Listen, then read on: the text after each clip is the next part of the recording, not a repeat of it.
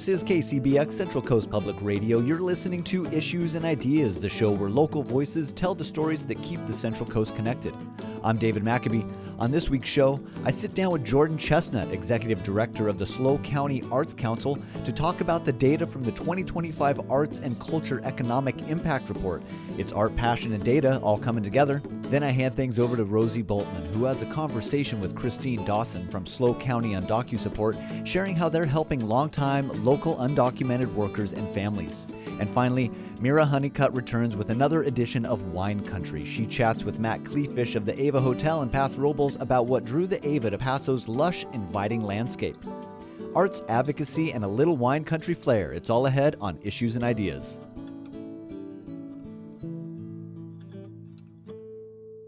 Hi, I'm Jordan Chesnut, and I am the Executive Director of SLO County Arts Council. Jordan, thank you so much for joining us here on Issues and Ideas. How you doing? I'm doing great, David. Thanks for having me. Good. Tell me a little bit about yourself. So I'm in my fourth year with SLO County Arts Council. I'm a huge arts lover. I've grown up in the area. I have family members who are all artists, different practices. I've had a background with writing, creative writing. I've lived all around the greater Northwest and moved back here around 2020. And I'm really excited to put my passion to work with the Arts Council. What is it about the arts that draws you in? Let's see. I mean, what I try to do with the arts within this role is situate it in a larger definition. I think a lot of people think about the arts and their initial impulse is to go, okay, painting on a wall, right? And what I want to do is help kind of blow up that definition of the arts itself. That's what I get really excited about, is not just one type of art or art for commercial purposes, but art and creative practice as a way of being. So how do we take art and put it into other sectors, into education, into healthcare, into public policy? All of these things can be a home for the arts, can be a home for creativity, and that's what the Arts Council is here for as well. Oh, I love that. So you guys are kind of distributing art throughout all facets of SLO County. Absolutely. Can you give me a little bit of an example of how you do that? Okay, so the first way, I think, or the way we do it first and foremost, is through advocacy. So I can talk a bit about a report that we just published this past year. It's the 2025 Arts and Culture Economic Impact Report, and it shows the ways that art, specifically the arts and culture sector within the broader creative economy, contributes to, generating money here locally. So with that data, we can advocate for more arts funding on a state level, a city level, regional level, and a state level, and really show the impact, not just within economics, but also in the lives of people and our neighbors, our friends, our family, in the schools, et cetera. So advocacy is one way that we really showcase the value of the arts and promote greater opportunities for artists here. But SLO County Arts Council also has a lot of programs like Open Studios Art Tour, which is coming up this October. Artists open their working studios to the public, and you can go get a sneak preview of their practice and their inspiration and their process, and get to know an artist one-on-one in their home environment. We also have Art After Dark. That's one of our most popular programs. Art After Dark takes place primarily in downtown SLO, but it's a countywide program, and it's throughout businesses. Artists can partner with a business and showcase their work in a small exhibition or performance or reading. We also have Poetry Out Loud, which is a student recitation contest for poetry, and Poet Laureate, and many others. So advocacy programs, grant writing, sponsorships, you name it. We really just try to be an infrastructure for the arts as a whole. Tell me about your Poet Laureate. So the Poet Laureate program it actually had a short hiatus for a while, but It was renewed recently, and we have an amazing poet laureate right now, a friend of mine actually, or we've become friends in the process, Caleb Nichols. And Caleb has been the poet laureate for about a year, and it was a pretty rigorous nomination and application process. And at this point, when Caleb was first selected as the poet laureate, they said to me, I don't know if I have time for this. I've got a lot on my plate, as most artists do or creative practitioners do. Caleb is an instructor at Cal Poly in the English department and has their own creative writing practice and does a ton of extracurricular stuff as well. And I was like, we're starting kind of from scratch because the program was absent for a couple years through the pandemic. But with that, Caleb has just completely transformed what I thought was possible and has hosted so many different events. So there's open mics all the time. If you follow SLO Book Bike or SLO County Arts on Instagram, you can see these happening on a monthly basis. There's talk of a poetry billboard project, so having poems on billboards. There's some public art activities that Caleb is organizing with the city of SLO to bring poetry into the public art realm. So there's a ton of collaborations and events that are happening through this, and it's super organic and really fun to watch. That's fantastic. What is happening this month? So this month with October, it's actually National Arts and Humanities Month. So this is a recognition of the importance of culture in America. And it was launched by Americans for the Arts more than 30 years ago as National Arts Week in honor of the 20th anniversary of the National Endowment for the Arts and Endowment for Humanities, which is very pertinent right now since those are two agencies that have been, they're potentially being eliminated right now by the current administration. So it's good to recognize them this month.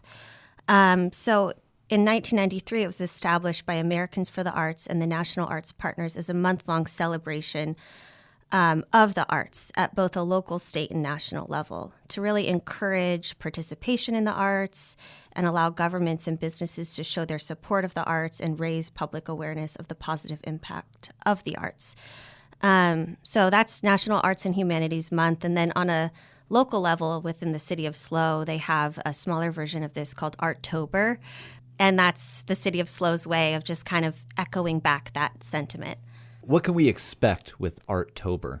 Within SLO County Arts Council, which is not city of SLO, but countywide, we do have Open Studios Art Tour coming up this month, which is a perfect representation of, the ideas and the inspiration behind National Arts and Humanities Month. So Open Studios Art Tour is on the 11th and 12th and 18th and 19th of October.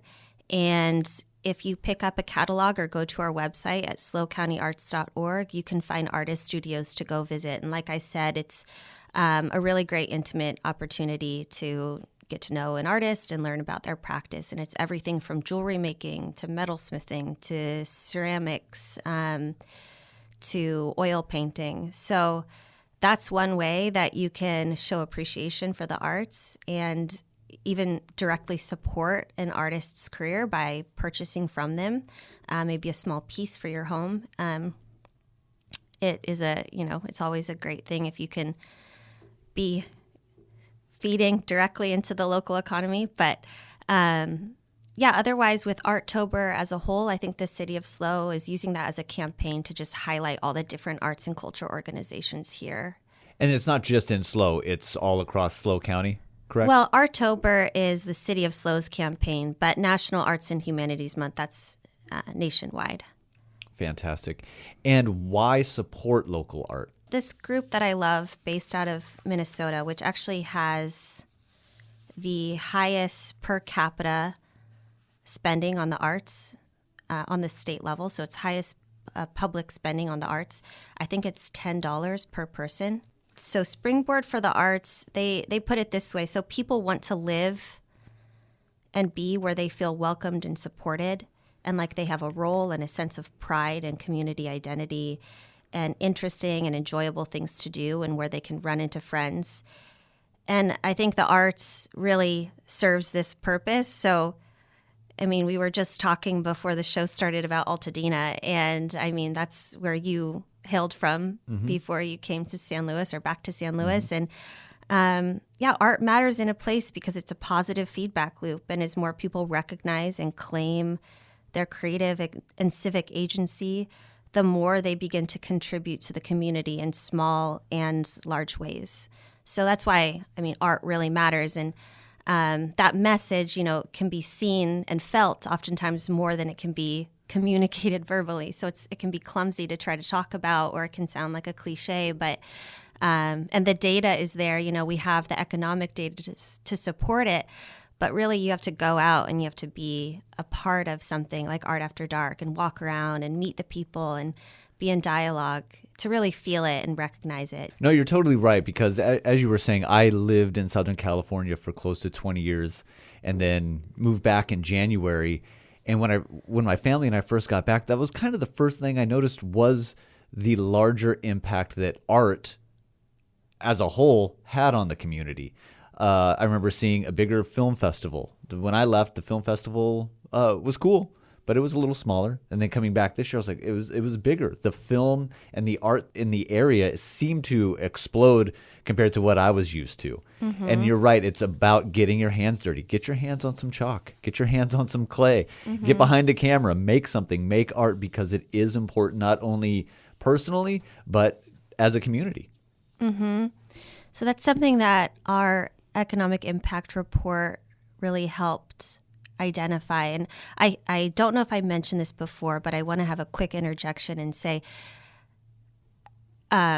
so Minnesota is $10 of state funding per person, public funding for the arts per person, whereas California, which has so many artists, is 67 cents per person.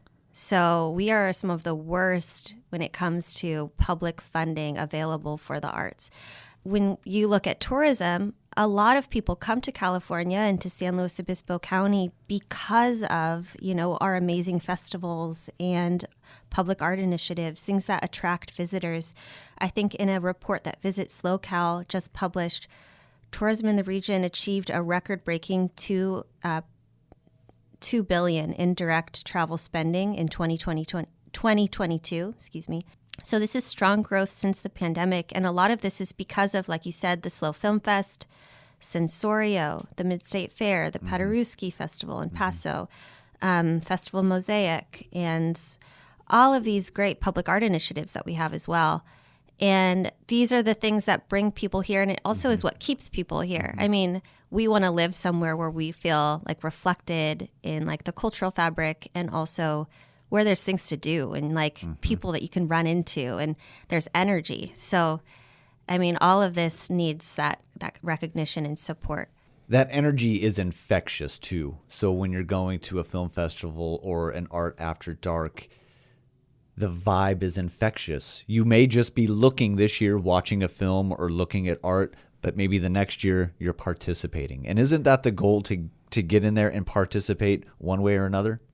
Yeah, absolutely. And I mean, not to be so like attached to the data, but I do have, this to pull from. So something that I love that we found out in the report was that in 2024 in SLO County, an estimated 2,580 volunteers contributed almost 200,000 hours at arts and culture institutions, organizations, and festivals, which is valued at almost $8 million. So to be a part of it can actually, I mean, it has a direct impact or an indirect impact, but it directly benefits the arts organizations. If you're a part of something at the level of a volunteer and actually giving your time, it's a huge contribution. So, yeah, you're not only learning something, but you're indirectly helping financially as well. Mm-hmm.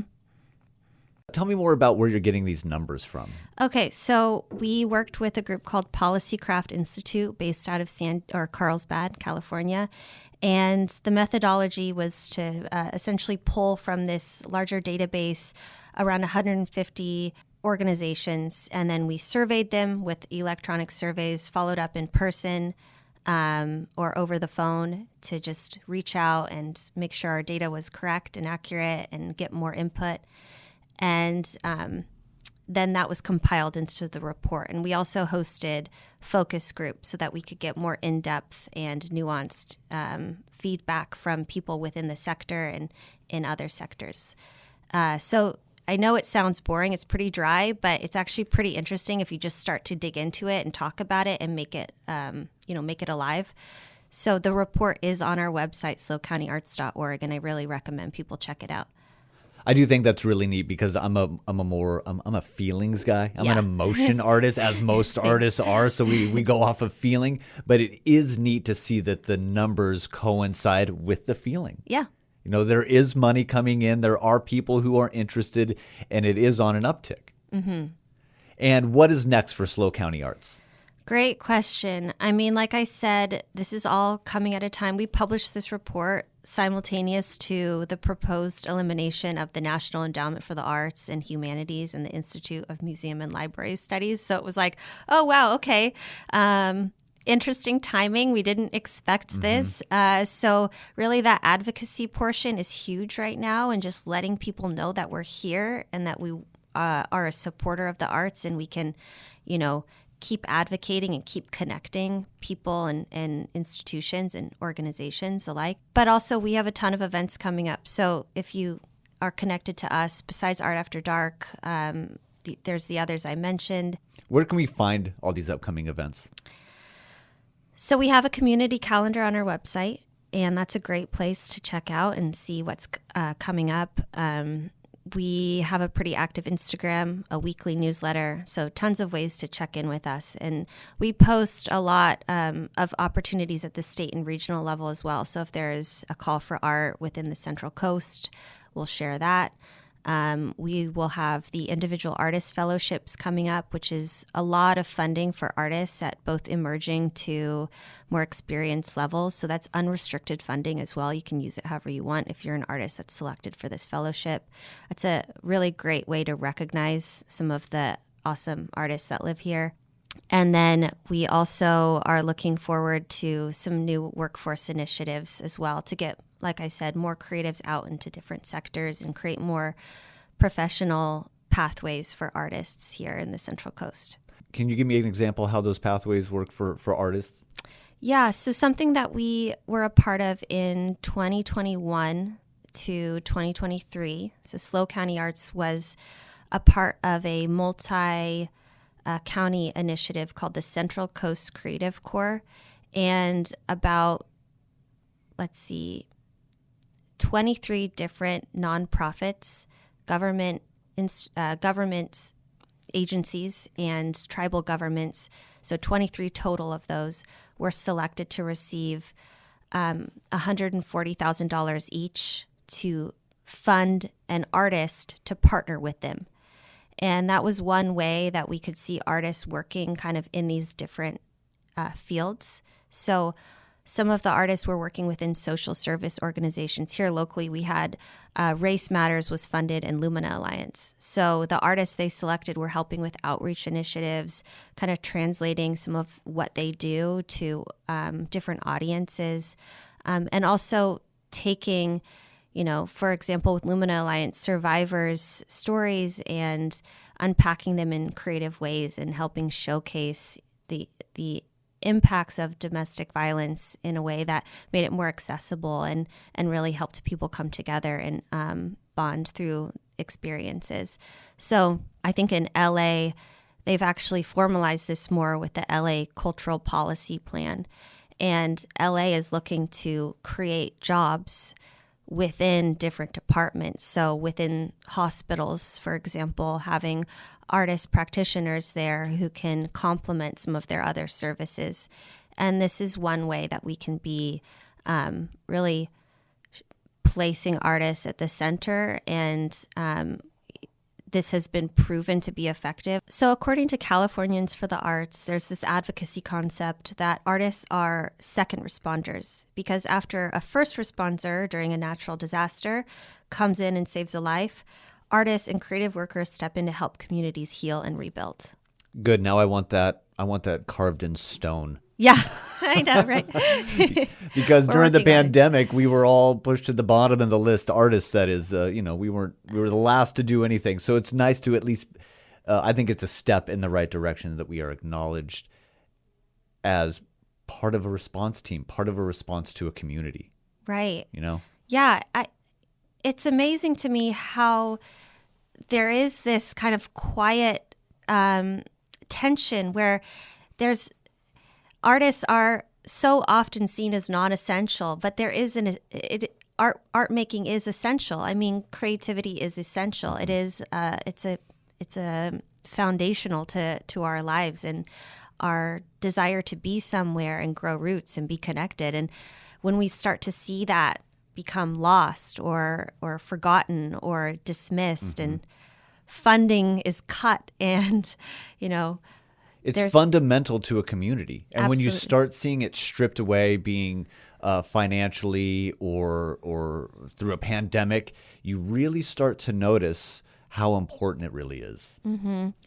And that was a real fear coming out of the pandemic was, will we, especially for the performing arts, I mean, and that's a huge part of California's, specifically California has such a strong performing arts network and institutions. And I think they were really nervous for a while. But on a local level, we're seeing that be more and more revived through just the SLO Rep. As an example, the SLO Repertory Theater is almost completed with building their new facility. So it's exciting, and I hope that people will patron and go to that theater and sign up as members, go to the film fest, see the films, Be a part of participate, it. and be a part of it. Exactly. Yeah. That's the point. Be a part of it. Put your name out there. Shake some hands. Meet some people. Go see a movie, like you said, that you've never seen before at the film festival. Go on the art tour. Get lost in some art for a while. It's so beneficial to your brain and to your heart and to everything else and to your community. Yeah. Be a part of it. Stop doom scrolling. You heard it here first. Stop doom scrolling, please, and go out and enjoy art. Right. Tell me a little bit about the Open Studios Art Tour. Great. So this is the 27th year. Can you believe that? I'm amazed that it's been going on for that long. So Open Studios Art Tour is, what I love about it is it's truly like the spirit of adventure is baked into the Open Studios Art Tour. You really don't know. Some of these studios are gorgeous, immaculate, professional art studios, and some you really see like the artist has worked with very limited resources, and they've created an amazing body of work despite that. So you have the full spectrum of studios represented, and you have the full spectrum of visual mediums, everything from, like I said, jewelry making to metalsmithing to pottery. So this is a way that you can tap in, like really just lay your finger down on a map and then go to wherever it lands and explore a studio, meet an artist, have a conversation, buy their work. And it's a very open-ended, completely free community event. So I really encourage people to check it out. I've seen some awesome stuff that some friends of mine have bought as well for not that expensive. So bring some cash, have your wallet. I mean, you'll probably find a piece that you'll keep for the rest of your life or give as a gift. And it's made by somebody who, you'll probably run into again at a grocery store or on a hike somewhere in town. And that's the beautiful part of living in SLO County is you do run into those people on the regular. Hey, I bought a piece from you and it's hanging up in my room, or I gave it to grandma and she loves it. And there's always a story. That story continues. Jordan, please tell me what is on deck for SLO County Arts. Great. So this month, like I said, we have October 11th, 12th, 18th, and 19th is the Open Studios Art Tour across the county. Go to our website, slocountyarts.org, to find more information. If you /OSAT, you can see the Open Studios Art Tour webpage with all of the artist studios listed on a digital catalog, testimonials, pictures, workshop dates during those 2 weekends. A lot of them host workshops and live demonstrations. So we have that coming up this month during National Arts and Humanities Month. And then Stay tuned for Poetry Out Loud, which will also take place at the beginning of the new year, and that's also free to the public. Students will recite poetry that they memorize for a countywide competition, and the winner goes on to the state level. That's an awesome event, super inspirational, and that takes place at the beginning of the year.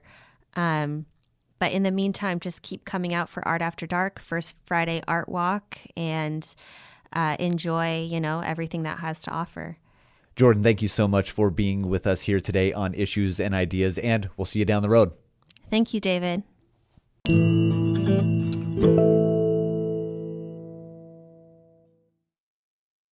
Hello, I'm Rosie Boultman, and this is Standing in Courage.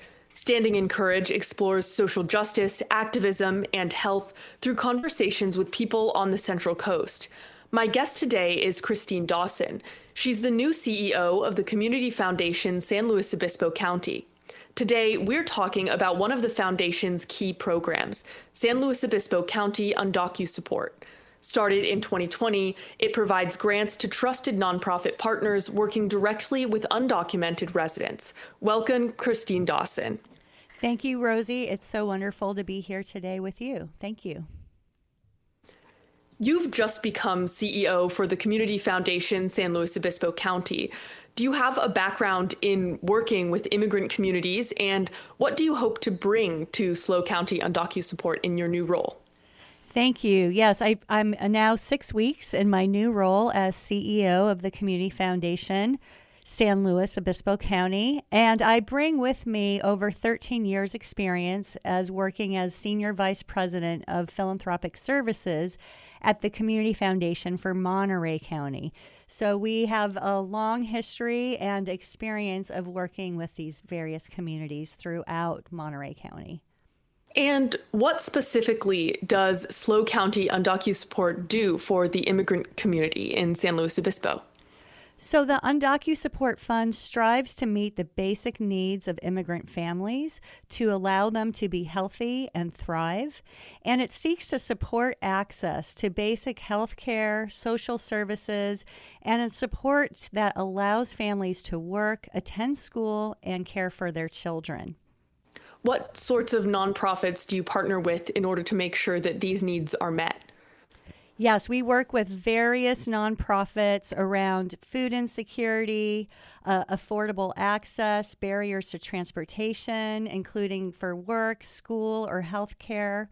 We also work to ensure that there's access to healthcare and essential medical services, and various nonprofits that work to help with economic hardships, as well as legal assistance for families, especially mixed status families who might be experiencing separation, as well as unaccompanied minors. So we work specifically with the Legal Defense Council Fund.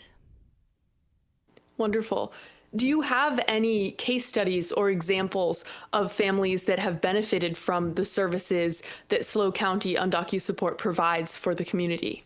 Absolutely. So since our founding, which was founded in April 2020, in response to the pandemic, the SLO County UndocuSupport emerged as a collaborative effort among local organizations, community leaders, and concerned individuals responding to urgent needs of immigrant families who were excluded from the federal pandemic relief programs.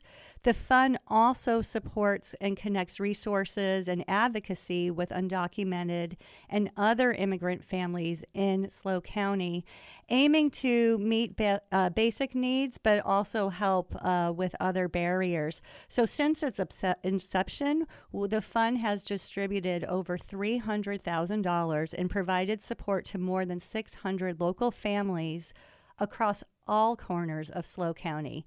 Assistance has included essentials such as rental aid, utility payments, transportation, groceries, and health needs.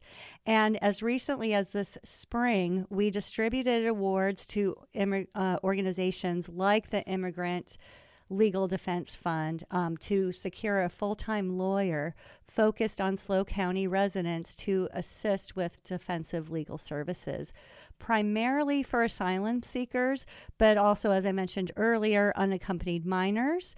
And they're not only just providing legal representation, but they also provide counseling services, because sometimes these deportation hearings can be very traumatic, especially in these mixed status families.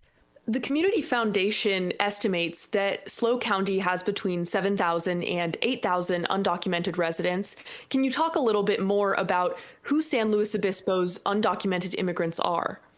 Sure, absolutely. So immigrants are integral to the SLO County economy, our culture, and our resilience. So as you mentioned, 10% of our residents are immigrants, and over 80% have lived here for over 15 years. They play critical roles in agriculture, hospitality, and construction. So they are an integral part of our community. And as you mentioned earlier, this is a moment for courage and compassion and standing with our fellow neighbors and residents. I want to build on that a bit. Our conversation comes as local immigration enforcement raids on the Central Coast have made national headlines. Can you talk about the circumstances that the local immigrant community is facing right now? Yeah, so I think a lot of what's happening right now is a lot of potential, cultural isolation that is happening, economic hardship, because of the fear of accessing healthcare, food insecurity, as well as, being able to, access basic services. So that is a big part of why we are concerned for our local community members. If you're just joining us, this is Issues and Ideas, and I'm Rosie Boultman talking to CEO of the Community Foundation, San Luis Obispo County, Christina Dawson. And has SLO County UndocuSupport changed in any way its priorities or its actions given recent Trump administration policy and the increased immigration enforcement along the Central Coast? Absolutely. So some of the key issues facing undocumented or mixed status families in SLO County, of course, is the deportation and separation of families, funding cuts with increased needs for services. Again, I mentioned housing instability or risk of eviction, utility bills, food insecurity, all of those different barriers. But we are really driven by the data. We are also driven by a community. As I mentioned, community leaders make up the UndocuSupport Fund, Advisory Fund. We also act as a role as a convener of a coalition. So we are an organizing entity bringing together immigrant-serving providers to coordinate efforts and more effectively meet the needs of the undocumented and indigenous immigrant families. Through our grants, we support providers delivering these critical aids to these families who often lacked access to many other public resources. And we do this through data, and we also do this through our coalition where we act as a hub with other partner agencies that serve the families. We've produced an immigrant services guide, and this is open to, and basic needs open to all, regardless of immigration status and more. So there's a lot that we do around coordinating efforts, connecting as a convener, and then also providing resources for providers and families out in the community. And has there been a different response from the community given recent events, perhaps an increased need for public services or the services that SLO County UndocuSupport provides? How has community need shifted in recent months? Absolutely. Well, we're meeting now to see how we can address the current needs and the changing landscape. Again, we're meeting next week with our coalition of service providers and others and our other community leaders to learn more how this fund can help and support in some sort of rapid response direct aid. Also, we are launching very soon a volunteer matching, coordination for related volunteer opportunities, matching nonprofits with community members who also want to directly serve and help. And all of this will be located on our website. Another effect of increased immigration enforcement is the spreading of fear among immigrant and undocumented communities. Has this effect of fear impacted the way that people interact with your services with SLO County UndocuSupport? Absolutely. And I've just heard recently, actually on an NPR report, nationwide, this is happening all over the country. And so fear does play a big part of this. As far as our stance, it's really important on how the public can help. Besides donating to the UndocuSupport Fund, they can also share accurate and trusted information. You can volunteer or attend educational briefings, but it is really important for accurate information to be dispersed to the community.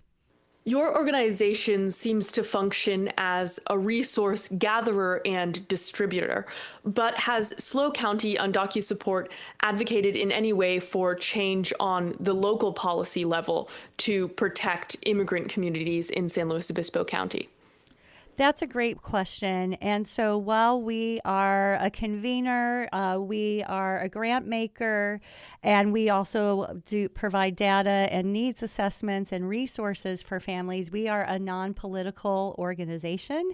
So as a community foundation, as a nonprofit, we support and lead with our values, but we are non-political as far as that is concerned in our local region.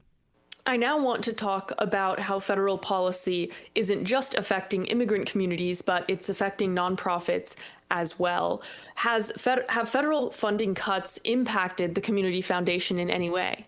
That's a great question, and one that we are really digging deep into right now. We've done a needs assessment with our local nonprofits and surveyed over 91 nonprofits in our community throughout the county and learned about the funding cuts, federal, local, state, and county funding cuts, and how this is affecting the critical services, especially those safety net programs.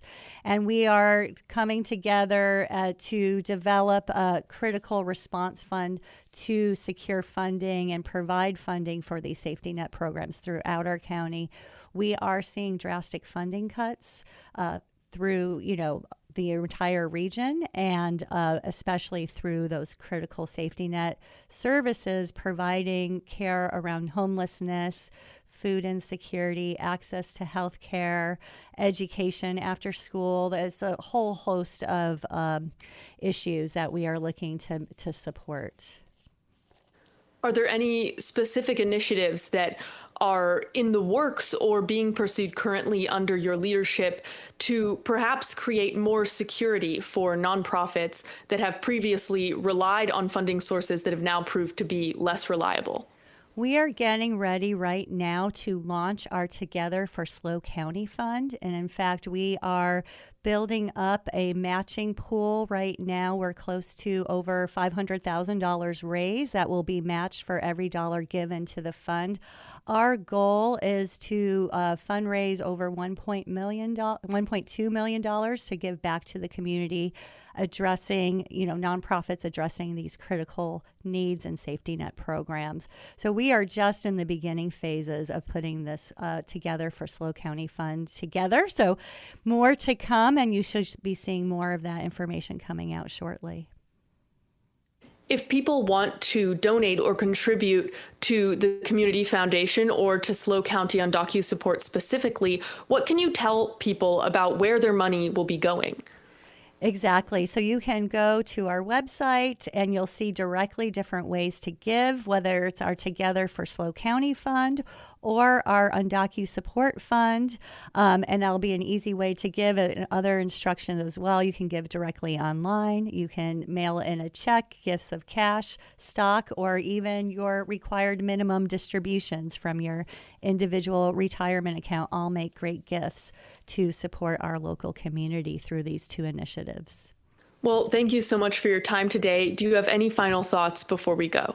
Yeah, I just say, now is the time for us all to come together to support our community, to support our neighbors, to lead with our values, to really strengthen SLO County, not only donating through these various funds, but also volunteering, supporting your local and favorite nonprofits, providing these critical services, and to share accurate and trusted information. All of these things go a long way.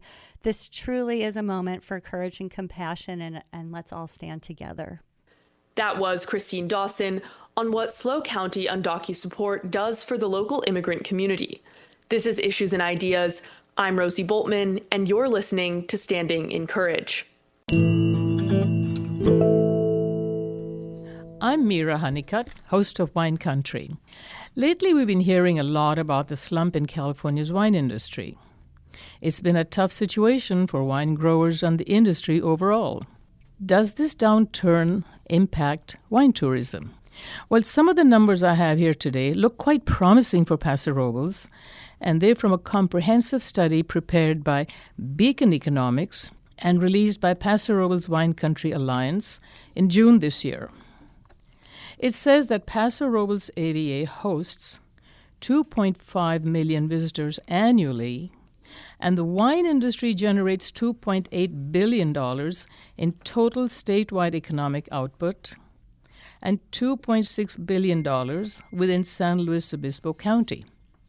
So is this what drew the new Ava Hotel to Paso Robles?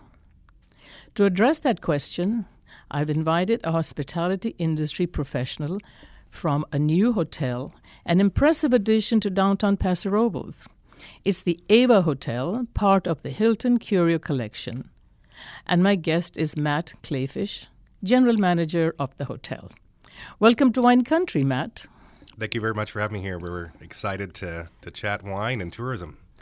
Thank you. So, Matt, you heard these stats I just mentioned. Is this what drew the Hilton management to Paso Robles? How did the project come about? Yeah, that's a great question. And it actually goes back, to like early 2010s even. I think when Paso was seeing, from what people described to me as kind of that additional boom of the wine industry coming to town. And it was the consistency of the performance of hospitality in the Central Coast through San Luis Obispo, Paso Robles, that really drew some investment eyes to the region of it having good, consistent performance. And also not necessarily and it being a growing region too. So I think there was growth, stability they saw, stability in the future, and an opportunity for an addition to the downtown hotelscape. So their eyes on Paso Robles began at that time, 2010. Yeah, so it goes further back. Further back. I know what everybody thinks to that they really wanted. They thought that Paso would be great for a project and for a hotel that they didn't want to put a big box building. There's nothing wrong with those, but they didn't want to put a big box building with a big H or a big M on it like Hilton or Marriott. They wanted to find something that fit into Paso Robles' character. So describe the Curio Collection process and what it is. Yeah, so Curio Collection are the type of brand it is, and with Hilton and even Marriott has some of these brands too, and Hyatt, is it allows what they call like a soft or more independent brand while still being associated with a large chain. Mm-hmm. And the goal of these brands, they noticed back probably in the late 90s in the hotel industry, people were remember back in the day when there was like a Hilton in town and you had They had a great restaurant, and that was like the best restaurant in town. Right. And over time now, the best restaurants a lot of times are independent restaurants. Yeah. You don't always find that. But that started shifting in like the 90s and 2000s a little bit. And what people realized is that to take a concept and force it into a market isn't always the best idea. Sometimes it's better to have a more pliable brand that you can fit into the market that still meets the consumers and the needs of the brands, but has more identity with the local environment. So Curio Collection is an upper upscale version of that for Hilton. The Bella Sera in town, beautiful hotel, is a tapestry collection. They are like a full service brand, but a little more economic based. So like Tapestry is kind of a Hilton brand, La Bella Sera Tapestry in town too. Curio just happens to be the upper upclass version for Hilton, and they're kind of that next peg right there. And they're going after a little bit different kind of consumer base, but it allows you to adapt to your region and your locale. It was a large project. How did you find that spot? Yeah, and these conversations I know from our great local owners, Brett and Debbie Van Steenwyk, who were the original owners of the property. So, when did the conversation start? What was the process? It goes back to, I think in the late 2000s, they were looking at a hotel project in downtown. I don't think they knew exactly what they looked like. The way they describe it to me, and we've had brunch together several times or a glass of wine, and so they always shared with me that they wanted a project. They loved Paso Robles. They loved the history of it.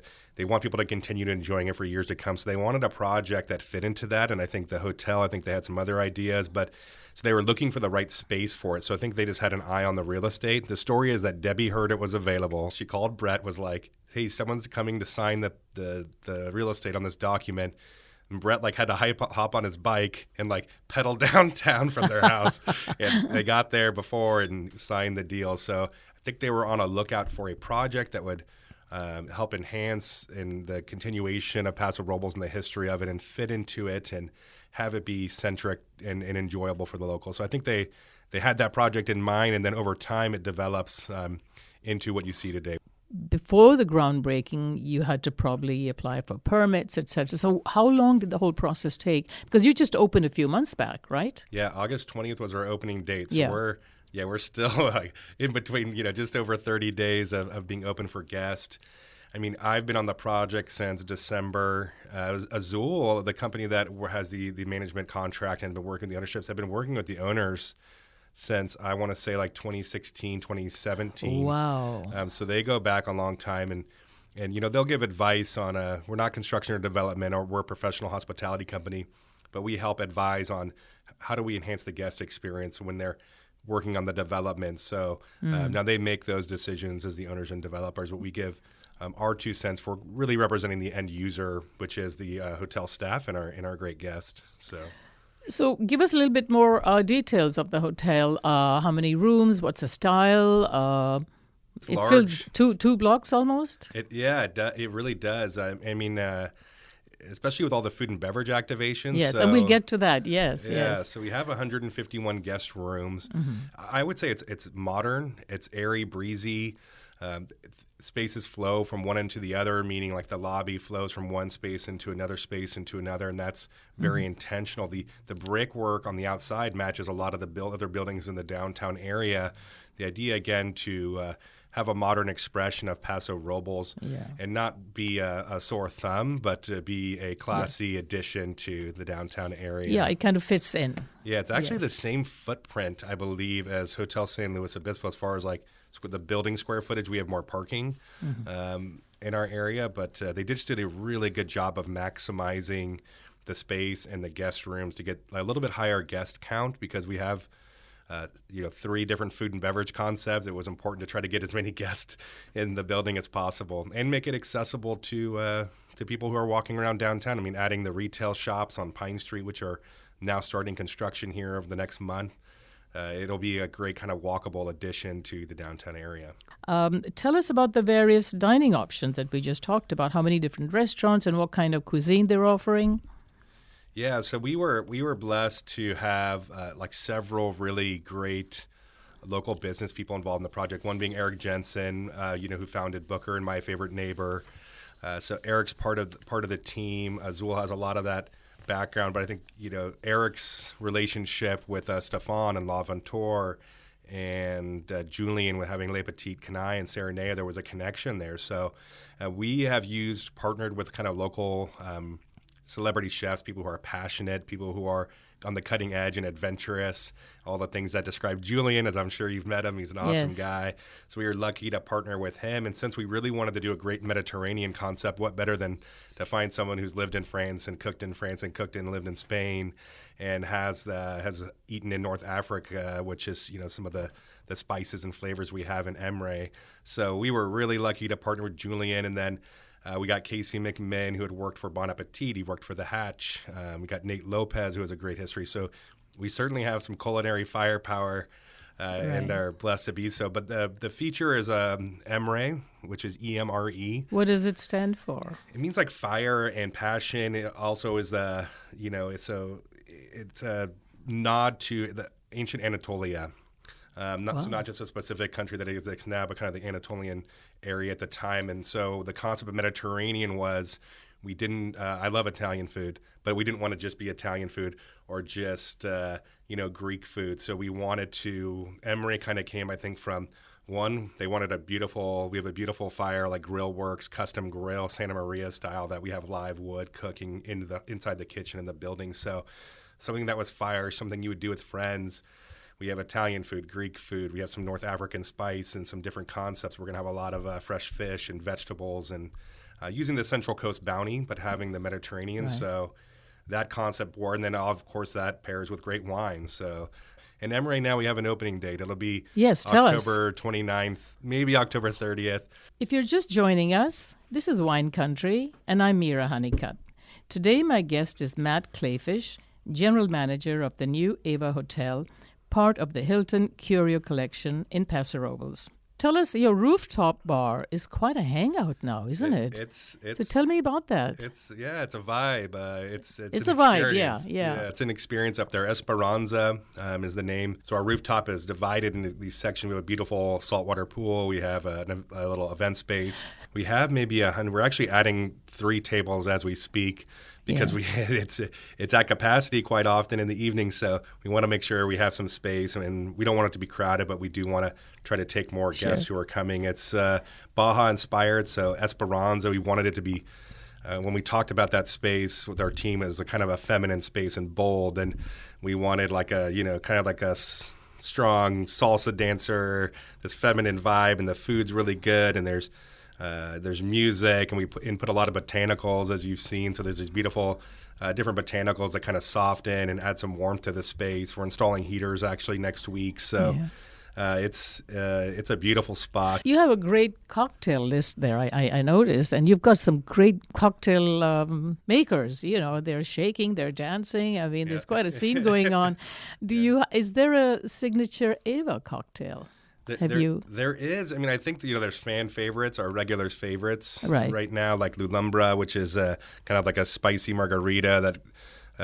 It's crazy now. These bartenders are so much talented. They're almost like chefs. It's like they're like chemists and microbiologists, and they're getting so talented now that they're surpassing my knowledge. Certainly by far, they're adding acids and doing things. They're basically like a culinary team. Really, and I like the idea of botanicals. You've got all these different botanicals in these cocktail mixes. Yeah, they've become really culinarians, the bartenders. So great cocktails. I like the Ava margarita. There's a sea salt foam that goes on it.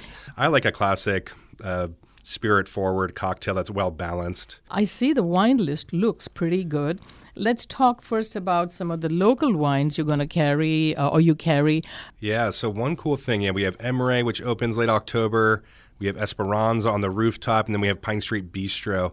The cool thing about the list in your hands that we worked really hard with Landon to do is this list is available at every outlet. So our full wine list is available across the property. So if you find yourself in our lobby bistro sitting by a fireplace, you can get the same any of these wines. It might take us a minute to run in the back and get it for you, but we wanted to make although we have a different kind of by the glass list that's smaller, you can always request, or we will serve the full master list of wine. How big is your cellar? I mean, do you have a number or? Yeah, well, we wanted to be around 200 SKUs, which I know isn't earth-shattering for some of the great wineries. I was at like Nova the other day, and they were telling me they had I was close to like 1,000 wines or something, which I would love to. Le Petit Canaille is like 1,000 wines. Oh yeah, I've been to that it. cellar. Yeah, with Alex. So we unfortunately don't have a cellar that large. We're about 100 and just under 150 right now with SKUs. But the list looks amazing. I mean, it's so well balanced. It's your local California wines, Central Coast wines, and of course European wines. What are some of the locals? I see you've got Booker on your list, Love and Tour, Denner, McPrice. I mean, you've got a very good list here. The wine out here, it's like not what local winery do you partner with. Unfortunately, it's like how do you not partner with so many of them because there's so many great options. Yeah. So that's really the hardest thing. When we started off the project, we talked to Julian Aseo, and Alex, and we talked to Eric Jensen, a booker, and we said, all right, where are we going to be? And what we found is people who are coming here to Paso Robles, who are in the hotel, a lot of them are going to want to drink our great Central Coast wine, which are blessed to have a lot. And then a lot of the people who live here are maybe coming from Napa or Paso or San Luis Obispo. A lot of times they taste a lot of the Paso wine and they want to taste some international wine. So absolutely, yes. We went into this being like, we think we're going to be 70% international. And, like any plant, it doesn't survive battle. But as we went and started partnering with some of the Central Coast wineries and Paso Robles wineries, we were just like blown away. And so they were more 50-50. We kind of ended up a little split. But yeah, you mentioned some great wineries on there. My favorite winery right now, just like from tasting the wine, is Clos Solène. I know that we're not supposed to have favorites, but so there's some Clos Solène on there. Yeah. But of course, there's Sador wineries on there, Larat, which is kind of a lesser known winery. Run by Charles Liu, and there's just so many. But yeah, L'Aventure, Booker, My Favorite Neighbor, Denner, Bodega de Edgar, the Albarino on the rooftop. Yes, that thing is like full speed ahead. Field recordings we have on tap on the rooftop. So we have there's San Gio up there. Okay. I think it's the Freddo is the brand, and so we actually have that on a wine tap at Esperanza. That sells extremely well. But you've got a great Burgundy list here, man. Yeah. So the most expensive bottle here I see would be about 650, 650, then 450. But this is, and then you've got very affordable prices. An Aldianico at $56 a bottle. Nero Diavolo from Clessi. They make very good Italian. They specialize in Italian. And you've got Priorat wines, you've got Brunello's, Nebbiolo. I mean, you've got some very good international and local wine list. You were bold enough to come with this large hotel and recognizing that even though the industry is like in doldrums, as they say, the tourism is still there, right? Absolutely. The tourism is totally there. I worked in the Texas wine industry, which I know people kind of giggle at a little bit potentially. The tourism is 100% there. Is the growth as astronomical as it was maybe during kind of COVID when drive-in markets, really, I think you saw this huge bump of drive-in business in these markets and people wanting to travel and spend locally. So I don't think we're seeing that growth right now. So maybe we're a little bit of I think these like doldrums are a little bit of a victim of our own success. But I think there's still consistent growth. I really love working with people in Paso. When I took this job to come out here, this was on a short list of places I would want to be in. And a lot of it is just the community in Paso Robles and San Luis Obispo is very welcoming and friendly. Being a professional in my industry, I want to work at places that we have awesome guests and awesome communities. So that was attractive, I think, to me. And the reason I say that about the tourism is what I see, and I talk to a lot of guests and groups, is that's why they come to Paso. It is, yes, we have a great wine region, but they also love the personality that is being developed in the Central Coast and the persona that we adopt as being welcoming and friendly. So, and I've worked, like I said, in Temecula, I've worked in the Texas wine region, and I visited in the Napa region. So I think Paso's done a good job, whether intentionally or unintentionally, kind of branding itself as like this open arms, very friendly. So true. And that is as important as all the great wine we have, because a winery, always tastes better with great friends and people you like to be around. It's all about the people. Well, thank you so much for joining us. Yeah. You were listening to Matt Kleefisch, General Manager of the Ava Hotel in Paso Robles. For Issues and Ideas, I'm Mira Honeycutt, and this is Wine Country. You've been listening to Issues and Ideas on KCBX, public radio for the Central Coast. Our theme music comes from Gary Eister, and a big thank you to all of our guests and contributors. I'm David McAbee. Join me every Monday from 1 to 2 for more stories, more voices, and more of what makes our community tick. And if you missed something or just want to hear it again, you'll find every conversation waiting for you at kcbx.org. And remember, the best stories are right here at home. Thanks for listening, and I'll see you next week. This is KCBX.